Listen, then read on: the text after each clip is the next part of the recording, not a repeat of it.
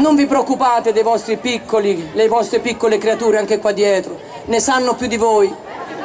E se ne sanno più di voi la colpa è vostra. Perché una volta a casa avevamo meno stanze ma i muri erano più spessi. Adesso per avere più stanze i muri si sono assottigliati. Quindi la sera quando siete in camera da letto con vostro marito, in quel momento sembriamo tutti giapponesi. La signora ride perché fa così, maiala.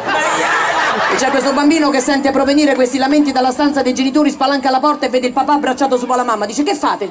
Il papà ha preso la sprovvista, si copre, imbarazzato, dice: niente, pensavamo di darti un fratellino, io non lo voglio, sto bene solo. Chiude la porta e se ne va. 2 giorni, madonna, questa è cipolla però. Io no, è cipolla. Sai con lo spaccatrodio che... Spalanca la porta e trova la mamma sopra il papà. E adesso la mamma, presa lei la sprovvista, molto imbarazzata, dice: niente, pensavamo di darti una sorellina, non ci siamo capiti. Io non voglio il fratellino ma non voglio neanche la sorellina. Chiude la porta e se ne va. San Giovanni, 3 giorni dopo, fuochi d'artificio. Sempre la signora, vi faccio presente che ride.